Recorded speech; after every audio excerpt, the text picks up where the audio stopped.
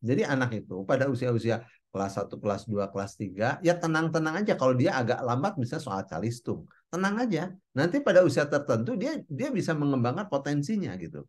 Dan tiap anak itu kasus per kasus, ya kemampuannya itu sangat berbeda, beragam.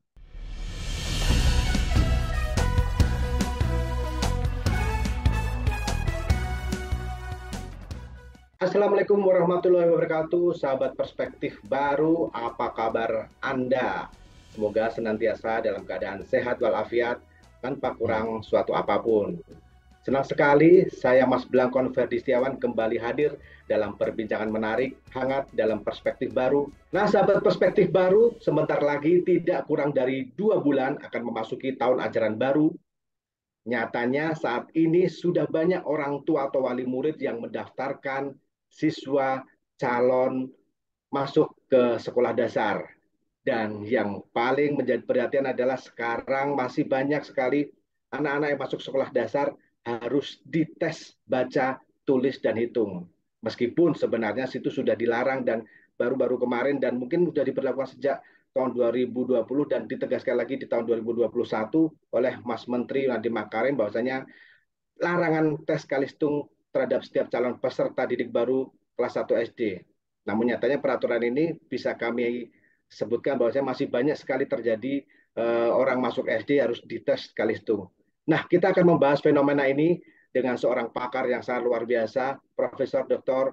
Cecep Darmawan. Apa kabar, Prof. Cecep? Sehat? Alhamdulillah sehat, Bung Ferdi. Wah, ini kayaknya siang-siang, sore-sore gini membahas isu yang menarik nih ya. Terima kasih Prof atas waktunya. Prof, memang ini perlu kami tanyakan langsung kepada pakarnya itu Prof Cecep. Terkait dengan kemarin kebijakan dari Mas Menteri yang kembali menegaskan larangan untuk menerapkan tes Kalitung atau bahkan tes Kalistung ini dihapus sebagai syarat masuk SD. Sebenarnya urgensi tes Kalistung ini sebagai syarat masuk SD dihapuskan ini seperti apa sih Prof? Karena jika dilihat dari sejarahnya, kenapa dulu juga bisa muncul itu Prof? Ya, terima kasih ini pertanyaan menarik ya karena ini juga mewakili pertanyaan publik saya kira ya. Tapi saya catatannya gini sebelum menjawab pertanyaan, penghilangan alat tes dalam PPDB ya, Calistung itu sudah lama. Ya, sudah lama bukan hari ini, bukan tahun ini ya. Menteri hanya mempertegas saja bahwa kalau ada SD-SD yang melalui PDB-nya itu melalui Calistung ya sebagai alat tes, maka itu dilarang. Itu mempertegas saja. Sebetulnya sudah sangat lama ya. Peraturan Menteri tahun sekian sudah menyatakan dilarang. Nah, sekarang mengapa itu dilarang? Karena memang seorang anak, apalagi nanti kalau masuk SD ya, terus dia tidak ikut TK misalnya ya, atau PAUD gitu, masuk SD ya memang tidak perlu calistung. Calistung itu nanti gitu ya, ketika dia sudah masuk sekolah ya gitu, sudah masuk sekolah ya belajar calistung gitu. Jadi yang alat tesnya itu kan satu usia saja kalau SD itu ya, usia dan zonasi gitu ya. Satu usia dan zonasi apa jarak rumah dengan sekolah.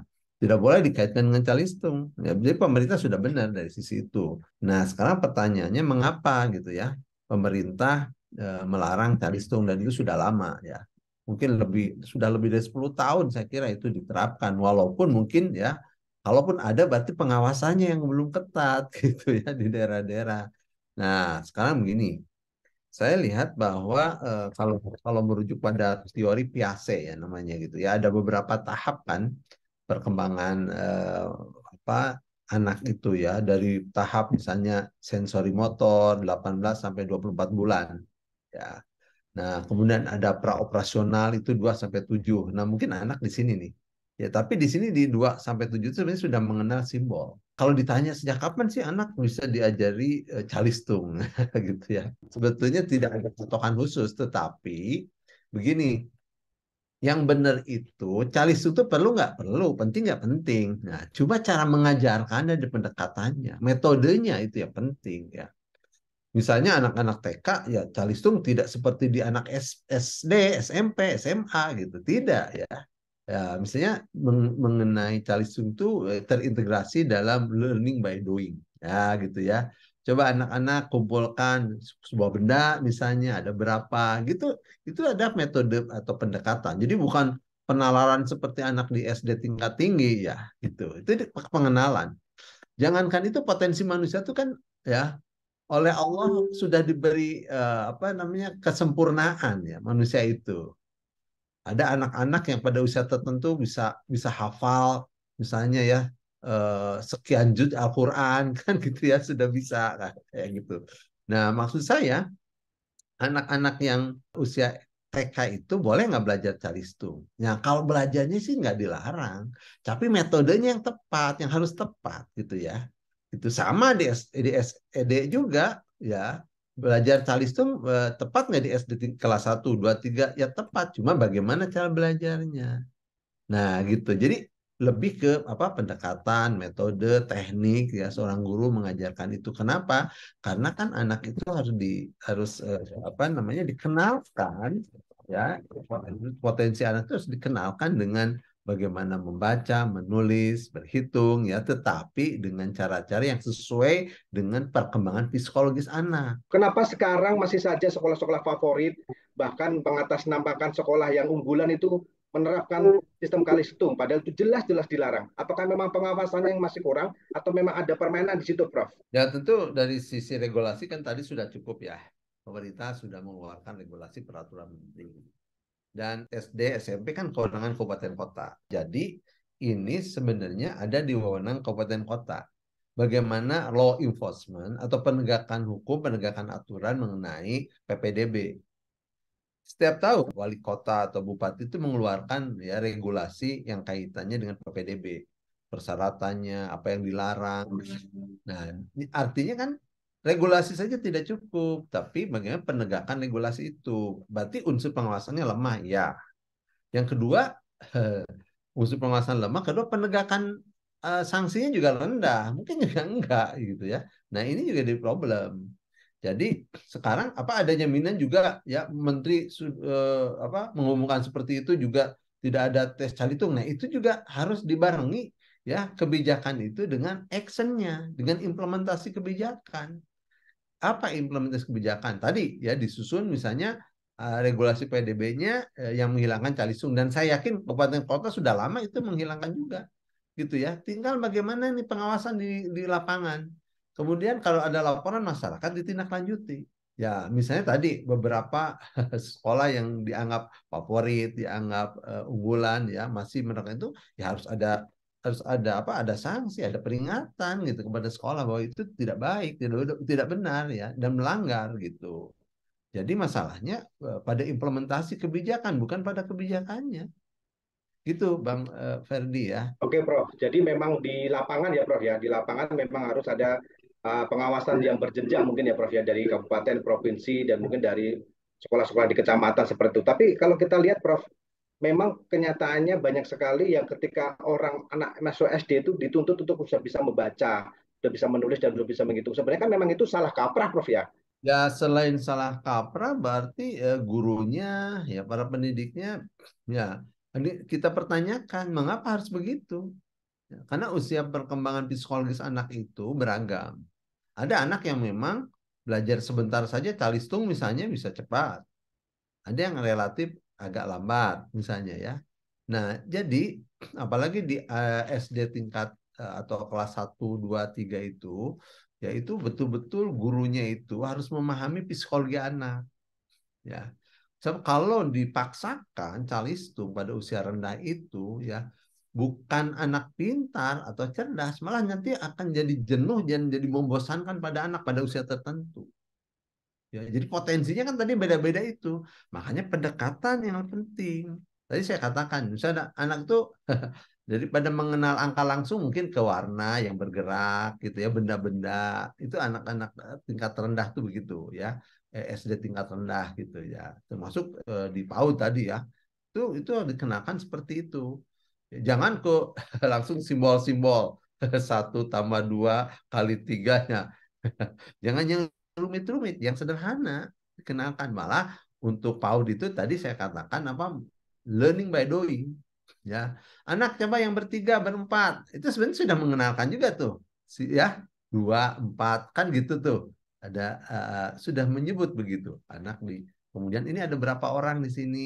Jadi dengan bermain, ya memindahkan benda berapa gitu.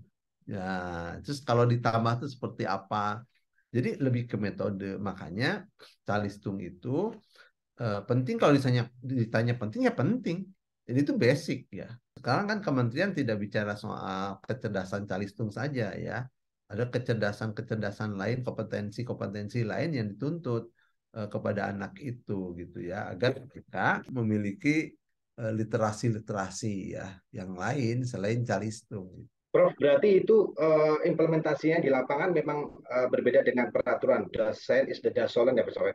Tapi sebenarnya kalau untuk pembelajaran yang aktif, eksploratif, dan juga interaktif yang menyenangkan terhadap anak-anak itu sebenarnya di usia seperti itu seperti apa sih, Prof? Sehingga bisa diterapkan dan bahkan kalau perlu dibuat peraturan turunan, Prof. Sistem apa namanya untuk pendidikan anak dasar pertama kali seperti apa gitu, Prof. Setuju nggak, Prof? Ya, itu kan harusnya ada di dalam ranah kurikulum ya. Ranah kurikulumnya. Jadi kurikulum itu bukan hanya materi, tapi pendekatan, metode, ya, media itu penting tuh. Ya, bukan hanya materinya ini serahkan, bukan gitu ya. Tapi seperti orang bahannya sama, tapi harus dimasak dulu dengan baik. Nah, gitu ya. Bahannya sama, tapi kalau ahli masaknya bagus, profesional, nah, jadi makanannya jauh lebih enak. Kayak gitu. Nah, sama, kurikulumnya sama nih. Bahan ajarnya sama. Ya, nah sekarang bagaimana guru itu sebagai ujung tombak ya pembelajaran itu. Jadi calistung itu kan bagian dari literasi ya. Tapi ada literasi lain, literasi budaya, misalnya literasi keluargaan, literasi sains, literasi digital gitu ya. Nah, termasuk misalnya soal karakter pada anak-anak usia dini itu ya harus lebih ditekankan pada itu ya, sikap, attitude gitu itu harus diterapkan ya bersamaan dengan tadi pembelajaran-pembelajaran yang menyenangkan gitu. Bukan teori di situ ya, jangan bicara teori di anak-anak seperti itu. Pengenalan digital dan pendidikan karakter untuk anak-anak sekolah dasar. Seperti apa sih, Prof, kurikulum yang harus diterapkan? Prof, mungkin ada terobosan-terobosan untuk dunia pendidikan kita untuk masuk ke jenjang bangku sekolah dasar, Prof. Jadi gini ya, kurikulum kita itu orang ada yang menganggap terlalu gemuk ya. Semua harus masuk kurikulum, semua dianggap penting ya. Seakan-akan kita mau menciptakan siswa itu sebab semua bisa gitu. Harusnya secara basically, secara dasar ya, itu kan kemampuan-kemampuan yang tadi calistung itu dasar, basic. Tentu ya itu penting. Terus soal karakter itu penting ya. Soal tadi soal apa literasi digital, soal literasi keluargaan, literasi budaya itu penting. Nah, tapi istilah-istilah tadi itu ya harus diterjemahkan pada anak secara apa ya, diukur secara psikologi perkembangan. Ya misalnya anak-anak sekarang kita belajar literasi digital. Nggak begitu ya. Anak dikenalkan misalnya ada komputer di situ, ada laptop di situ. Yuk kita coba lihat ini ada tayangan apa. Nah, misalnya ya, dipandu oleh gurunya. Ada mungkin ada semacam tayangan film singkat yang berisi tentang pendidikan moral gitu ya. Kemudian dunia anak-anak juga di situ, terus anak juga memerankan. Nah, jadi learning by doing prinsipnya, tapi ada nilai. Makanya penting ya ketika menerapkan literasi-literasi itu guru itu harus menguasai betul ya bagaimana pendekatan kepada anak-anak SD usia-usia rendah itu gitu ya. Tidak kemudian oh, muncul guru, ayo kita belajar sekarang rumus A, rumus B. Ya gitu. Jadi dikenalkan dengan kehidupan nyata gitu ya, kehidupan nyata. Malah istilah pendidikan itu ada yang disebut dengan entry behavior. Entry behavior siswa. Jadi gini, entry behavior itu adalah pengetahuan, pengalaman yang dibawa siswa sebelum dia masuk sekolah ke kelas. Misalnya kalau masyarakat petani misalnya ya, itu kondisi petani. Jadi guru itu harus mencontohkan dunia tentang kehidupan petani gitu. Kalau masyarakat pegawai misalnya ya, masyarakat jasa ya sesuaikan. Itu yang disebut dengan entry behavior. Makanya kurikulum itu bicara bukan hanya kurikulum formal, gitu Mas Ferdi ya. Kurikulum formal itu kurikulum yang tertulis yang dokumen itu namanya kurikulum formal. Ada kurikulum yang disebut dengan hidden kurikulum, ya kurikulum tersembunyi. Itu kurikulum eh, yang hidup dalam masyarakat gitu ya. Nah, ya dia harus apa ya, harus attach gitu di dalam kurikulum. Nah, guru lah sebagai agennya gitu ya, agen yang bisa menghidupkan kurikulum, karena kurikulum itu benda mati. Nah, yang menghidupkan itu guru. Gimana kurikulum supaya hidup? Makanya ada hidden kurikulum selain formal kurikulum. Nah, disitulah anak diajarkan learning by doing ya, dan harus lebih menyenangkan, enjoy gitu ya. Nah, harus enjoy, jangan anak tuh tersiksa, jangan banyak PR juga, gitu ya. Ini sudah PR yang ngerjainnya orang tua lagi gitu. Nah, Ya, jangan. Prof. Berarti memang harus disesuaikan dengan usia mereka ketika pengenalan ke Ya, sesuatu yang baru ya, Prof ya.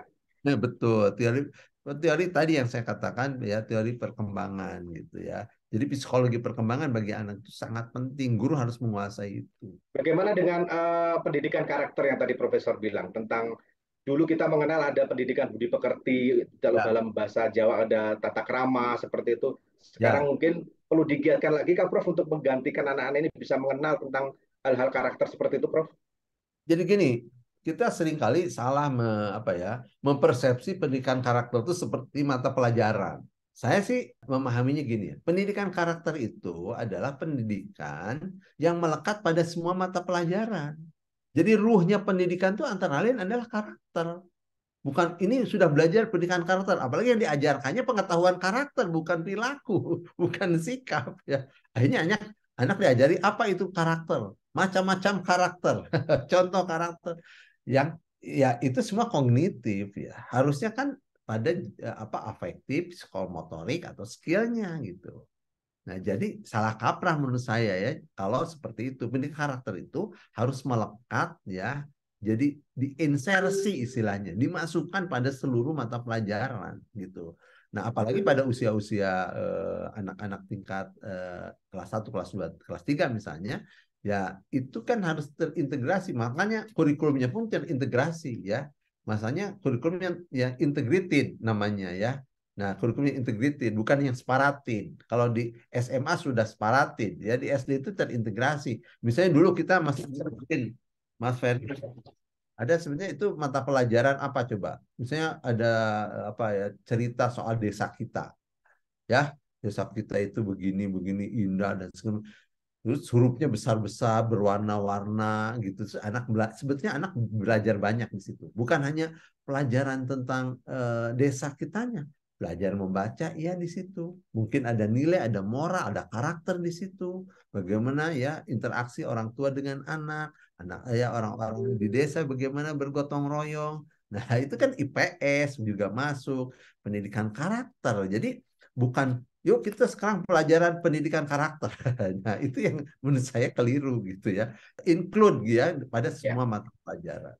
Ya, saya sepakat, Prof. Jadi ketika nanti adik-adik kita masuk ke SD, kita berikan bukan pelajaran karakter secara formal, tapi secara tadi Profesor bilang include di semua pelajaran itu seperti mengenalkan apa namanya tata krama, mengenalkan gotong royong itu menurut saya menarik. Cuman pertanyaannya sekarang, Prof, ketika sekarang sudah yang diperlakukan tentang kalistung di beberapa sekolah itu, bagaimana ya, Prof? Karena orang tua tuh banyak yang takut juga ketika mereka nanti masuk, anaknya ketinggalan pelajaran gitu loh, Prof. Ya, anak ya, orang tuanya jangan takut, beritahu oleh Pak Ferdi ya. Orang tuanya jangan takut. Jadi ya memang itu persepsi juga yang keliru ya, harus diluruskan maksud saya. Jadi anak itu pada usia-usia kelas 1, kelas 2, kelas 3 ya tenang-tenang aja. Kalau dia agak lambat misalnya soal calistung, tenang aja. Nanti pada usia tertentu dia bisa mengembangkan potensinya gitu. Dan tiap anak itu kasus per kasus ya, kemampuannya itu sangat berbeda, beragam. Ya, bahkan kan kecerdasan seseorang juga beragam. Ada kecerdasan intelektual, ada kecerdasan kinetik gitu ya, ada kecerdasan spasial gitu, ada kecerdasan macam-macam ya. Itu banyak teorinya tuh ya, ada sekian kecerdasan. Jadi kita juga salah, misalnya gini ya, kalau anak kemampuan matematikanya rendah, tapi kemampuan bahasa Inggrisnya bagus, misalnya ini ya, eh, kira-kira orang tua kita anak itu suruh lesnya bahasa Inggris atau matematik? Ya itu, Prof. Itu jadi suatu permasalahan tuh, Prof. Kadang. Iya. Tadi kan matematikanya kurang bagus. Bahasa Inggrisnya bagus. Umumnya orang tua kita itu dileskan anak-anak ya, disuruh belajar tambahan itu matematik kan, bukan bahasa Inggris. Nah, harusnya apa? Harusnya dia di post bahasa Inggrisnya supaya dia nanti ya kecerdasan berbahasanya jauh lebih bagus, menonjol gitu. Ya, tanpa tentu ya matematika juga tetap harus dikejar ya, tetapi jangan memaksakan anak pada satu pelajaran yang tadi dia tidak mampu terus harus mampu. Target orang tua jangan lihat nanti juga anak pada perkembangan tertentu ya. Kalau ditekan terus-menerus jadi bosan, malah jadi frustrasi. Anak nggak bisa mau belajar nanti ya. Jadi harus apa pelan-pelan dan sesuai dengan perkembangan anak lagi gitu. Berarti memang ini Prof ya, apa namanya, ketika memang Kalistung nanti benar-benar sudah bisa kita hapuskan semuanya di semua sekolah di Indonesia. Berarti tadi yang Prof sebutkan tentang Nah, pengenalan. Pak Ferdi, Gimana Prof? yang uh, bukan calistung yang dihapuskan. Kalau itu saya Sebagai nggak setuju. Nggak. hmm, Calistung jangan dihapuskan. ya, Calistung, calistung itu bagian dari pembelajaran. Kalau nggak ada calistung, terus mau belajar apa? Anak-anak TK, SD, tingkat 1, 2, 3. Calistung bukan dihapuskan. iya, Kalistung sebagai syarat masuk SD itu Prof. Gitu. Ya, Calistung sebagai syarat masuk SD ya, dihapuskan. Ya, ya, tapi calistung sebagai bagian dari pembelajaran anak ya harus diperkuat dengan cara betul apa? Prof. Dengan Betul. metode yang tepat, pendekatan Betul. yang baik gitu. Ya, seperti Prof bilang tadi, ketika ada anak yang dalam tanda petik kuat bahasa Inggris dan matematika, ya tidak harus dipaksakan ke matematika, tapi bisa dipush ke bahasa Inggrisnya, bisa lebih maksimal gitu, bisa jadi ke seperti itu, Prof ya. Penganalan seperti itu juga penting ya, Prof ya. Ya, Oke, Prof, terima betul. kasih atas perbincangannya, atas saran dan juga Sama-sama. apa namanya literasi buat kita semua, mungkin buat ibu-ibu para orang tua murid ketika nanti mendaftarkan anaknya ke SD, jangan takut karena syarat Kalistung sudah dihapuskan dan jangan takut ketika perkembangan pendidikan nanti akan menemukan dengan sendirinya, Prof ya, tentang ritme tentang belajar itu, Prof ya. Ya, Terima ya. kasih Prof. Cecep Darmawan atas waktunya, sahabat perspektif baru. Terima Sama-sama. kasih atas perhatian Anda. Jangan lupa tetap saksikan siaran ini melalui jaringan KBR dan di kanal YouTube kami, Perspektif Wimar TV. Jangan lupa subscribe, komen, like, and share Perspektif Wimar TV. Sampai jumpa di lain kesempatan. Wassalamualaikum warahmatullahi wabarakatuh.